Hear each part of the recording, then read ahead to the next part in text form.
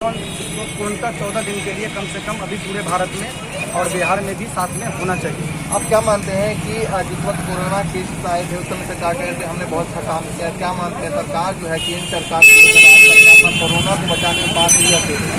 नहीं, हम तो बात नहीं बोलेंगे इसको, क्योंकि ये जिस वक्त लॉकडाउन को कम करना था उस वक्त उन्होंने पूरा लॉकडाउन कर दिया और अभी पूरा लॉकडाउन होना चाहिए था और वो अभी लॉकडाउन ना होकर के वो पूरी छूट है। यहाँ लोग मानते नहीं है। जब तक लॉकडाउन तो पूरी कर्फ्यू लगना चाहिए यहाँ, जब तक कर्फ्यू नहीं लगेगा तब तक लोग सेफ नहीं। यहाँ कोई लोग मानते नहीं।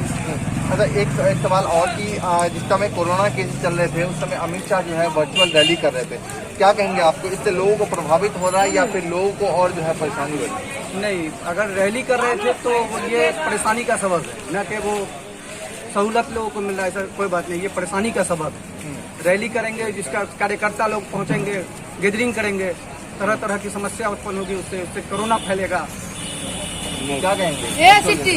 वर्चुअल रैली को लेकर के हमारा यही कहना है कि सरकार जो है केंद्र सरकार के साथ साथ राज्य सरकार भी आम जनता के लिए बिल्कुल उदासीनता दिखा रही है। इसलिए उदासीनता दिखा रही है कि सरकार को आम जनता की लाइफ से कोई मतलब नहीं है। कोरोना का केस दिन ब दिन आए दिन बढ़ता जा रहा है, लेकिन ये लोग अपनी प्लानिंग कर रहे हैं। यहाँ तक के कल मैंने न्यूज में देखा है कि विपक्ष के जो नेता है तेजस्वी यादव, उन्होंने कहा है कि हम लोग नहीं चाहते हैं विधानसभा के पेपर में, हम लोग नहीं है इलेक्शन के पेपर में कोरोना संक्रमण को लेकर के। हम चाहते हैं कि डेट एक्सटेंड हो, लेकिन फिर भी कम केसेस हो रहे हैं कोरोना के, यानी कम जांच हो रही है कोरोना के। सरकार चुनावी एक मुद्दा तैयार कर रही है। सरकार किसी भी परिस्थिति में चाह रही है कि चुनाव हो दिया। ऐसा आपको क्या लगता है क्यों मतलब सरकार जो है चुनाव जल्दी करना चाहता है?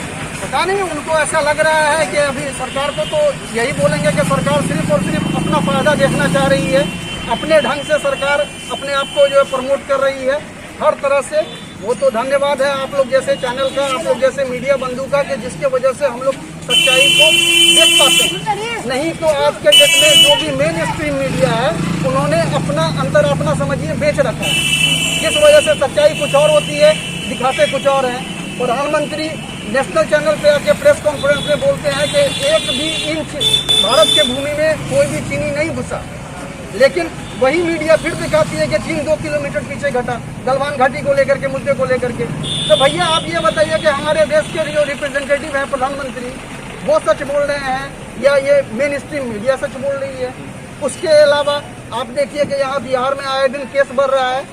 द प्रिंट के हवाले से, द प्रिंट एक प्रेस्टिजियस मीडिया रिपोर्टिंग चैनल है, वो उसके हवाले से खबर आई कि बिहार में सिर्फ इलेक्शन की पृष्ठभूमि को लेकर के 9,500 IT सेल हेड बनाए गए हैं और 11-12 हज़ार के करीब जो है सिर्फ और सिर्फ व्हाट्सएप ग्रुप फैलाया गया है।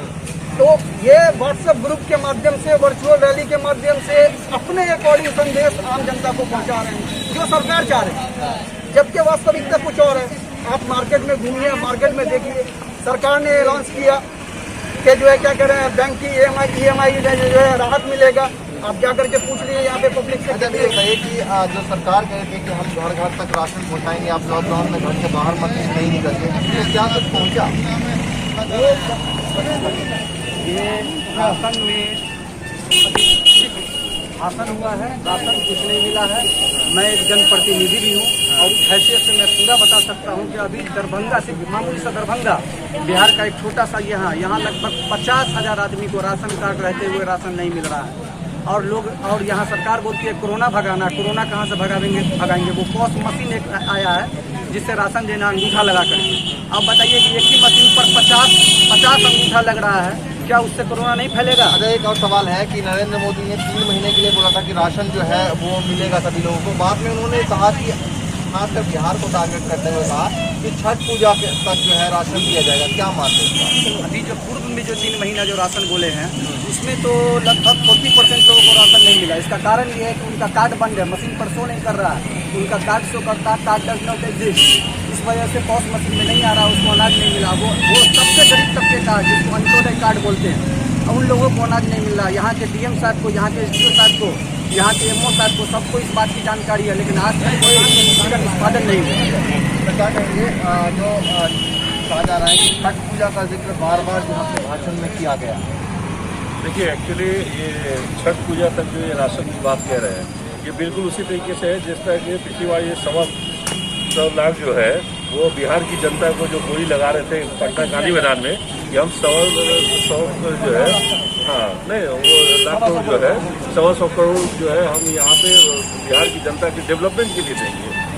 अभी जो आपने वर्चुअल रैली की बात की, यहाँ पे जो बिहार के अंदर जो सरकार चल रही है किसकी चल रही है?